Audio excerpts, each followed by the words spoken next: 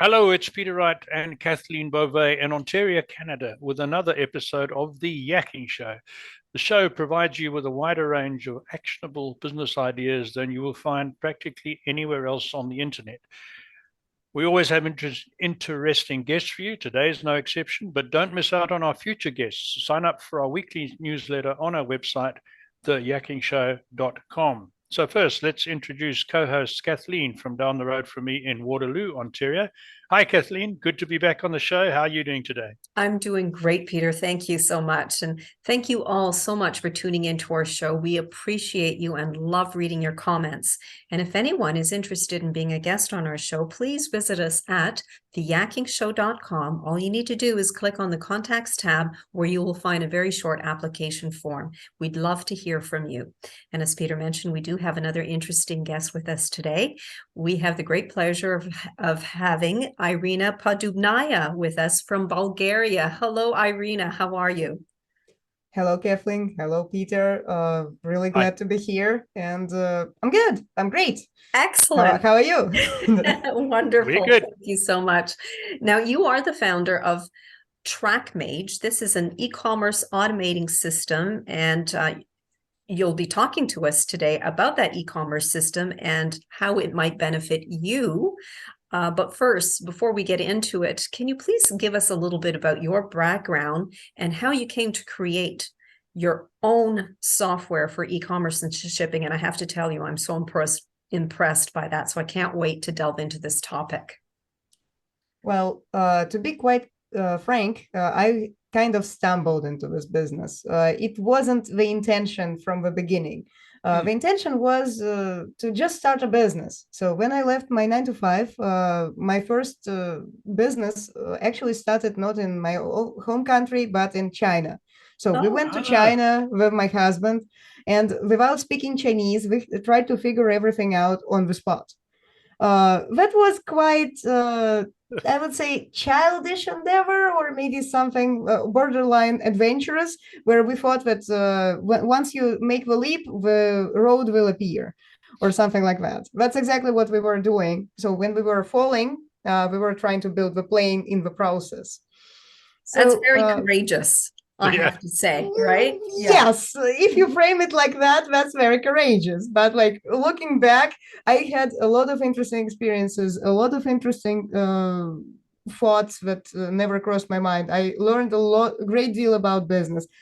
But would I do that again? Well, probably not. At least not without external funding or something that is going to keep us afloat, regardless if a business is a success or a failure. But at that point, we just put our lives on the line, and this was our only source of income when we had to not only figure out how the business is supposed to work, but also survive in China without speaking Chinese and without any relatives, anyone we knew. Yeah. I can't imagine. Wow. Well, I couldn't until I did it. I couldn't as well. Like, it was an adventure. So after that, the business was actually, let me talk about the business just a little bit. It was a fulfillment center.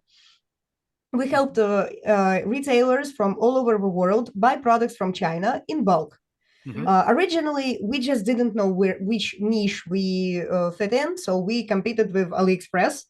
We just offered the products to buy from China. But when we saw some of those crazy orders where one old lady, she was very nice, but she only ordered one packet of tea.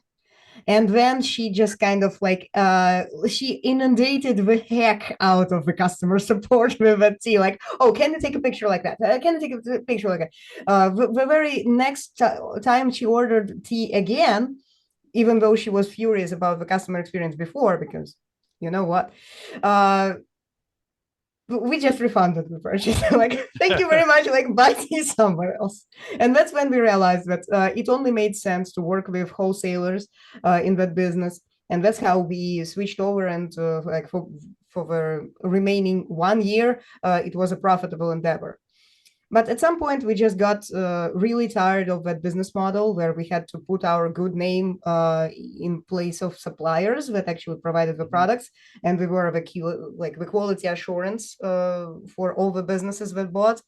But again, like even if you do everything that is in your power to ensure that the quality is there, and if you fix all the problems with the suppliers and the products, or like the supply chain, still the customer was not very delighted in the end, because they had to wait long. They were anxious. They always were, how to say that properly, they always were worried. Even if everything went well, they were always worried. So at some point we just realized like that's not the business for us, and there were other reasons why we ended that one. But what we were left with all the tools that we built for ourselves, because we were doing all the inventory management, all the customer management, supplier management, and all those other things. So we were left with the tool, but then we had to recuperate after like the first endeavor. Like we just wanted to earn some money and work strategically on what we're going to do next. So for the next 4 years, we spent as freelancers and helped businesses automate and optimize their processes. And that's how we totally understood that we were not the only business that had the same problems with shipping notifications, with customer support, with operations, fulfillment, etc. And that's how we understood that what we built in China can be valuable for other businesses. And that's how Trackmage was born in the end. We created the system that solves the same problems we had to deal with in China, but also everything that our customers for those other 4 years also dealt with. So we understood better, like how to make it abstract enough so that different businesses like wholesalers, drop shippers, retailers, they're going to be able to use the same platform and get value from it.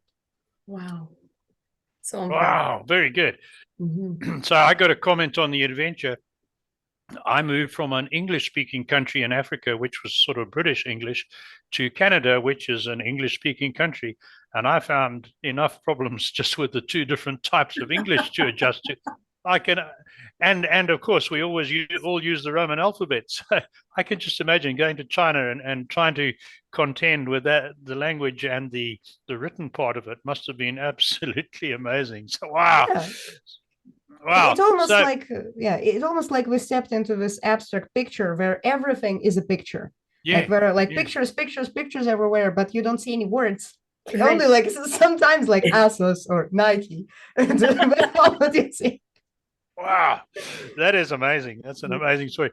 So, Irina, when a lot of business people, myself included, think about e-commerce, we think about the big names like just a few, Shopify and WooCommerce, right? And we assume that can do everything we need it to do for our business. But now you provide services way beyond that, which I thought was different. But in fact, you were telling me before the show started, improves on some of those big platforms. So tell our audience how that works. I would like to stress that the power of Shopify comes from all the applications that you can install on your store. So if you want to collect reviews from the customers, you install Trackmage. You can install Trackmage. There are other apps available as well. If you want to provide shipping updates, you can also install the app for that. So that's exactly the power of using the platforms. So Shopify has a lot of integrations. WooCommerce has a lot of plugins available. And we are one of those. We're one of those solutions that play well together with other solutions.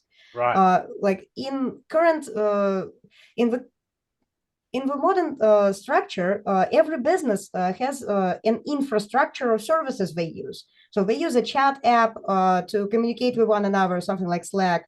They use some shopping cart solution like Shopify, WooCommerce, BigCommerce, whatever. And they use a whole lot of other tools that if they are left standalone, they don't produce that much value. But when you use integrations between the tools, you can get the best out of every tool without having to lose anything. Well, except that like the more tools you put in the chain, like the higher the cost. That's why you can always just optimize and look at what you can replace and what you can like. That's why some of those solutions that provide like everything out of the box, they are saving the money. So my point is, Trackmage is not a standalone platform. It provides the order fulfillment functionality and shipment tracking updates for the customers. So basically everything that comes after the customer buys the product, like the presses the buy button. And what we also noticed is that on the market currently, there are a lot of solutions that don't have any functionality for order processing. Something like ClickFunnels or other funnel software or Unbounce. They don't have the same functionality that Shopify has for order processing.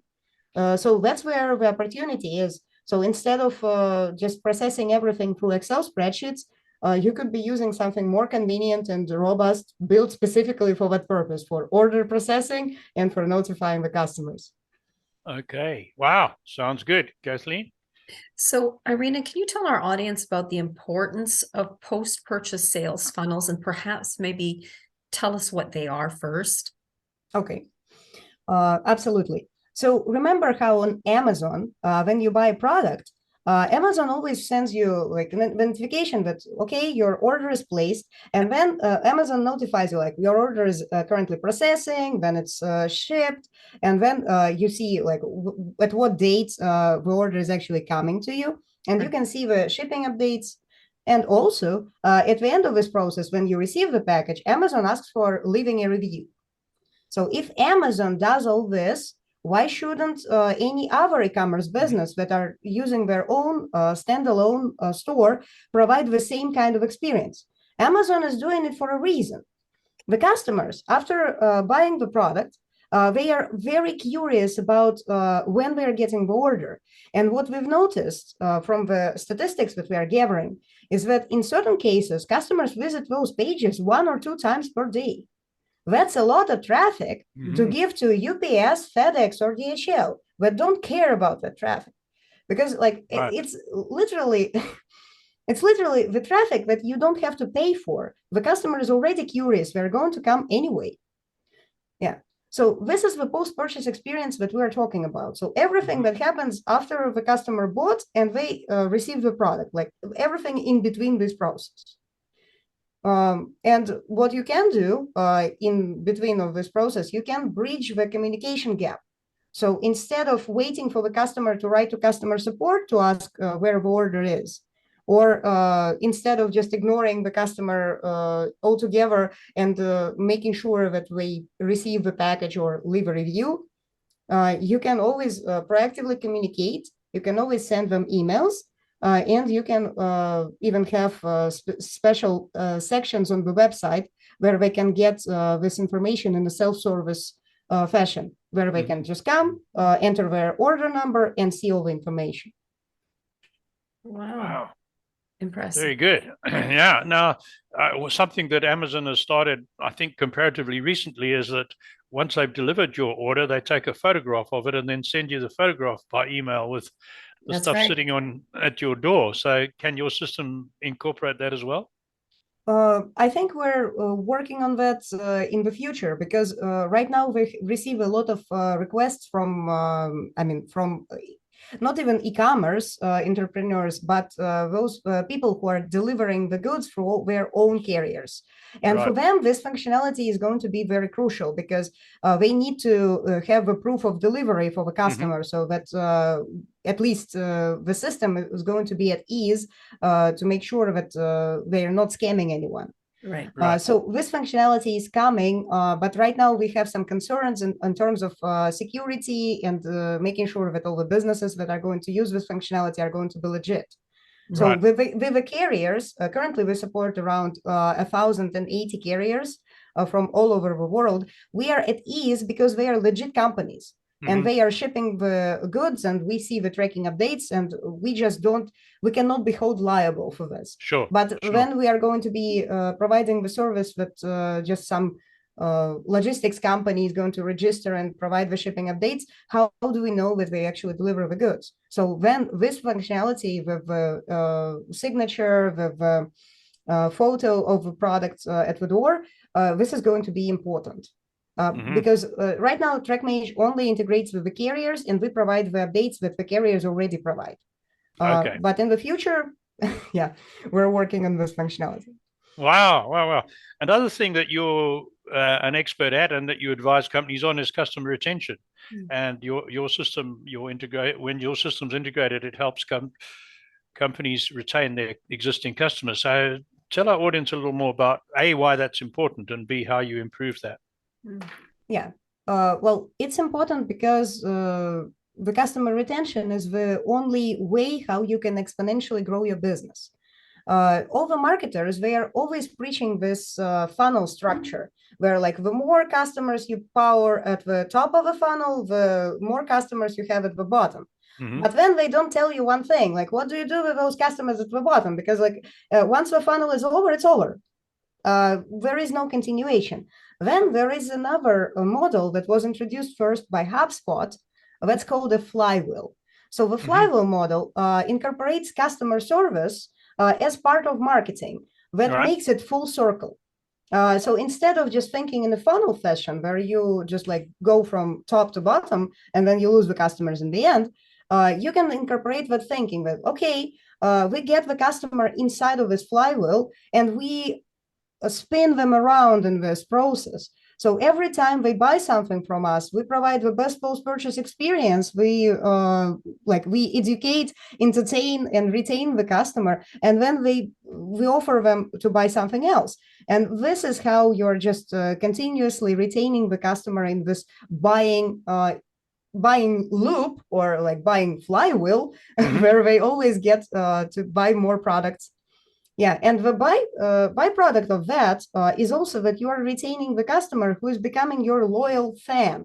And they are going to advocate for the brand. They are going to get into some fights on Twitter or other social media to defend the brand if somebody is just bad-mouthing the service or something like that. Right. And also, they can leave a review that you can leverage as social proof, and you can leverage as a marketing asset. Because reviews are the most important marketing asset that you can get from your user base. But now we come to the second question. What was the second question? I'm really sorry.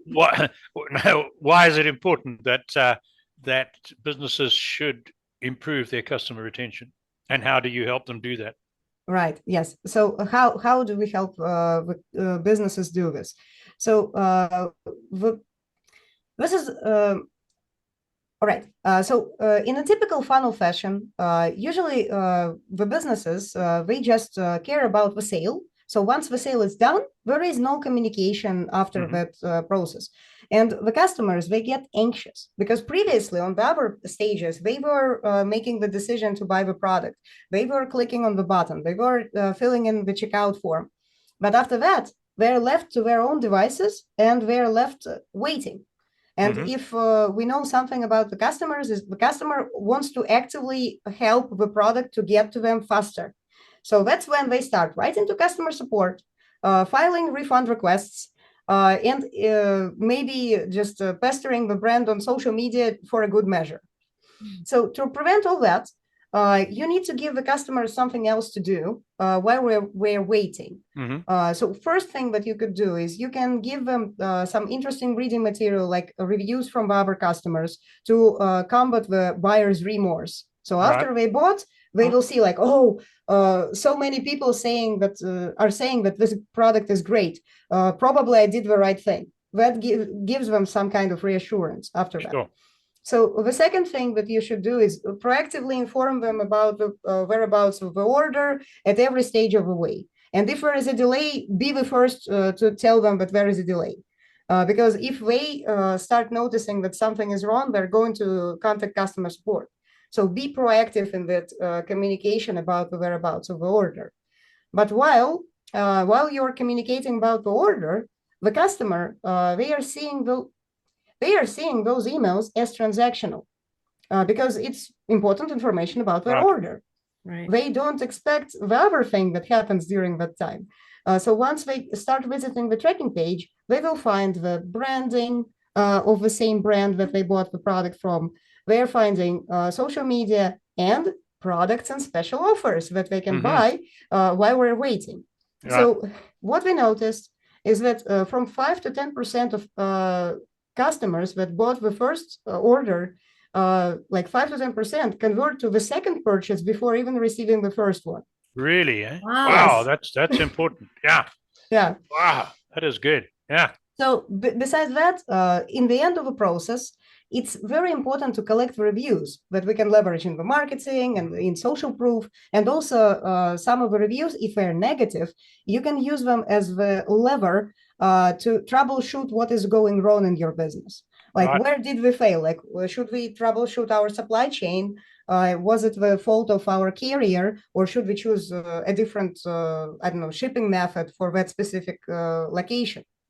So if a review is negative, you can use it as a learning opportunity, and you can also remedy whatever was done to the customer, because an angry customer might even start posting that review on social media, and that's the last thing that you want. For sure. Yeah. So right. And the most important would be to ask for a review, because if you don't ask, you never get those reviews. That's true. Yeah. What we noticed is that a well-timed review request is way better than just some kind of automation that fires in 2 weeks from the start of the processing of the order. So typically it goes like this. The customer receives the notification about the order, and then they receive a follow-up email asking them for a review. But how do they know if the customer received the product or they have not? Yeah. They don't. I don't and know. Sometimes, yeah. Sometimes, for example, when I order something from US and I live in Bulgaria, I receive a request for a review a week prior to receiving the product. I'm saying like, okay, thank you, but I just don't have anything to write about. The product is not yet there. Yeah. So what we've seen with Trackmage is that once you start asking for a review exactly at the time when they received the product, you get those glaring reviews, because the customers, they are excited. They are seeing the product for the first time, and they even take pictures of the product. They shoot videos, like they are excited. And that's when you capitalize on that energy. Yeah. Because if you ask in a week from now, like, who cares about the dress that I bought last week? Who cares, right? Right. So, so how does Trackmage help reduce operational costs? Ooh, that's a very good question. And there are so many things that I could say about this. The most obvious would be it lowers the customer support requests load. Because most of the customer support requests in e-commerce business, they are all about where is my order? There is also the proverbial acronym for this. It's called WISMO, like where is my order? It's already the industry standard, I would even say. Yeah. So first, it reduces the customer support request load. What other stuff it influences? So on the checkout, customers sometimes they make typos in their email address, and that creates a lot of problems. So the customers, they don't even receive the first notification, let alone all the others. And we have seen this, like, I wouldn't say that we invented this feature. It was just a problem that we faced with Metal Family. They are a YouTube creator, and they created their own animated series without any external funding, because like that's a lot of work, just to tell you, Liz, yeah. And they gathered an audience of 3 million followers. Wow. 3 million followers, yes. Draw cartoons. That's the way how you can grow a great business. So what they did, they wanted to start monetizing the audience somehow. And that's when they introduced the merchandise and the comic books. They printed 10,000 comic books, and they thought that this batch is going to sell maybe like in a couple of months. Oh, how wrong they were. That batch was sold in less than a week. And then they had to process like 400 orders every day, with like all the postal services being overloaded with their packages. But the worst part was that in the checkout, the customers, like every third email was with a typo. Every third person contacted them on social media and through email and through other through our means of communication. So they received typically like 5 requests from one single email. Wow. Let's do the mathematics, right? So like out of 10,000 orders, a third, 3,300 were with typos. Every one of them wrote 5 messages like, where is my comic book?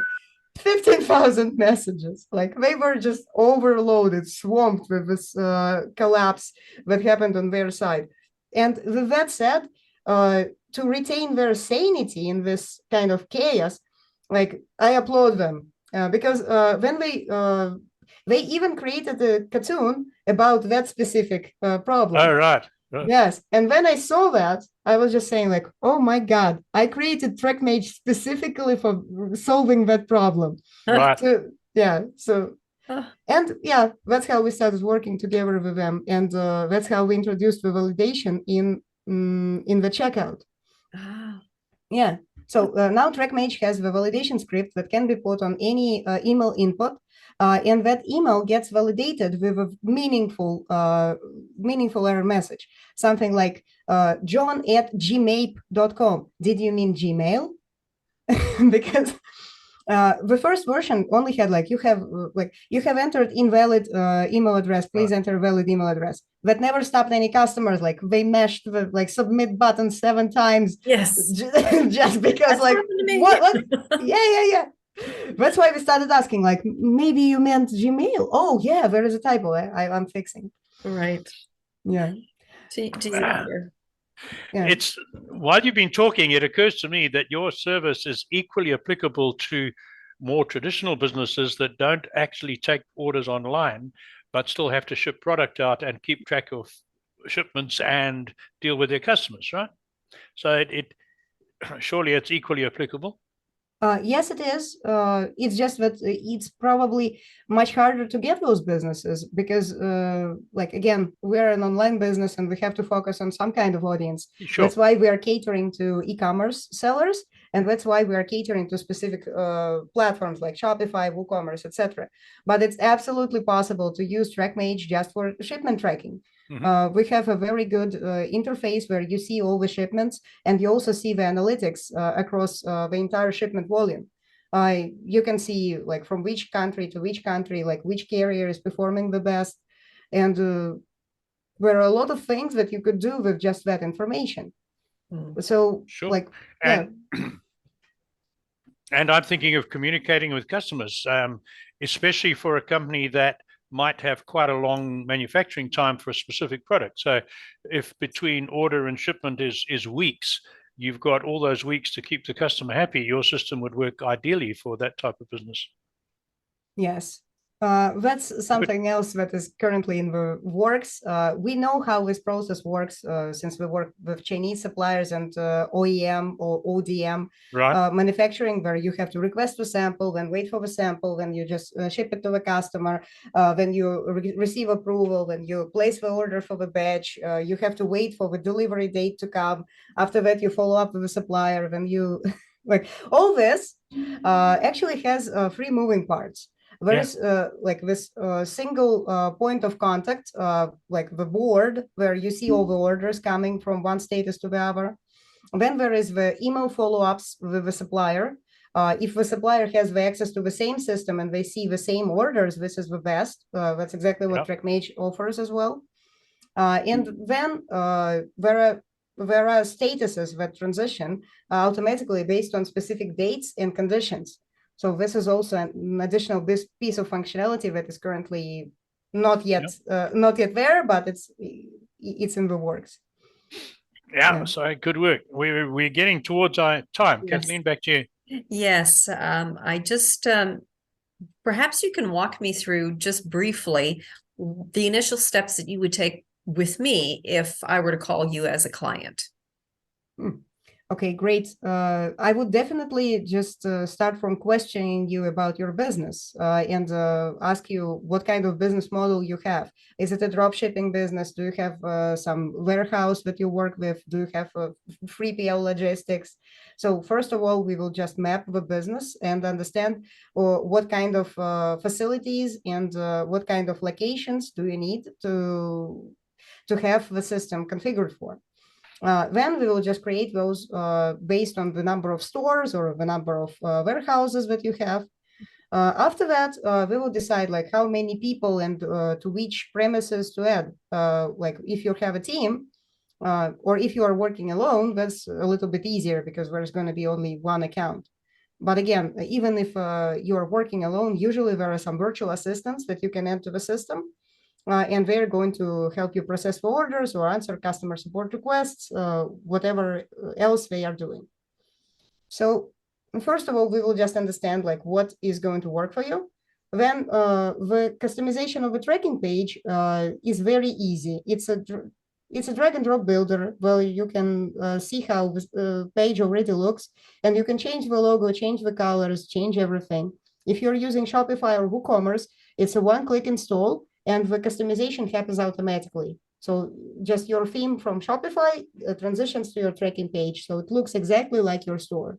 Wow. So yeah.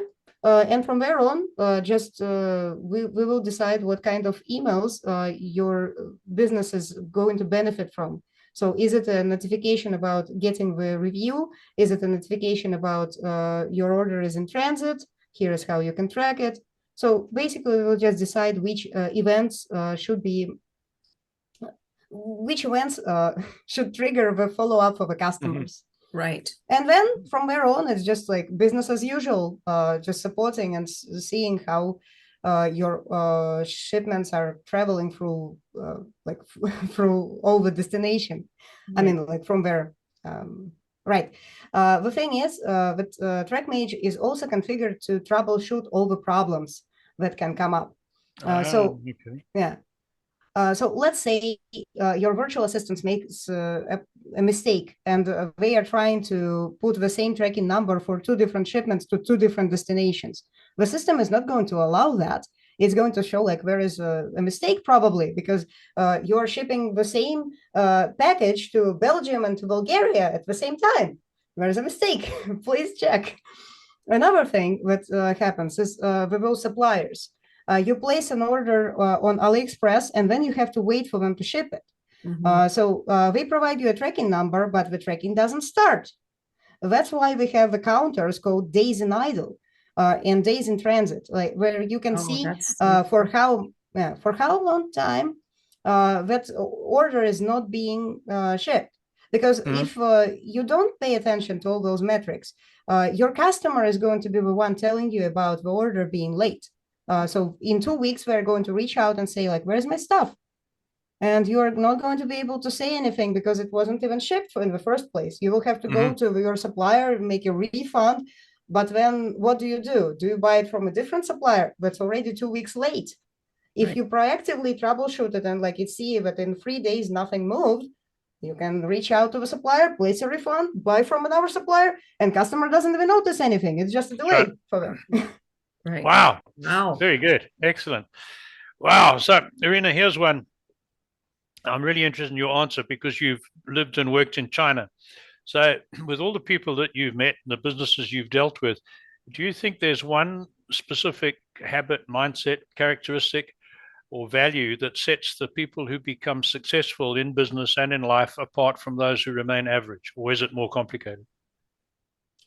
Yeah, that's a loaded question. I think from my personal experience, the most common traits between all the people who become successful is relentless dedication or grit. Because if you stick around with the same stuff that you are doing for long enough, you typically get results. A lot of people, they just give up when it becomes too hard. But if you just continue going, you will see how slim the amount of people is that actually stuck with that idea to the very end. Right. Yeah. Right. I understand that sometimes like everyone is talking about like product market fit, like the trends, the industry, but some businesses, they exist for hundreds of years and they're not going anywhere and they're still there. Yeah. So just not to become obsolete, it's important. It's important to adjust to the current requirements or like the changing environment. But still, if you are out of the business altogether and you're starting a different idea, you will start from ground zero. This is Yep. Yeah, this is what a lot of like wannabe-preneurs, they don't understand that like every time you're chasing another shiny object, you're going to be starting with zero in that specific new industry. And then when it becomes hard, you will like, oh my God, another dud, like another project that's not going to work. And then you're just going to start another one. And the excitement goes like, Yep. zzz, zzz. That's right. That's right. No, very, very true. Very good answer that. Thank you. Back to you, Kathleen. So unfortunately, we are now almost short of time, but Irina, please tell people how they can contact you. You have a free ebook that's available. How do people get that? Okay, thank you very much, Kathleen.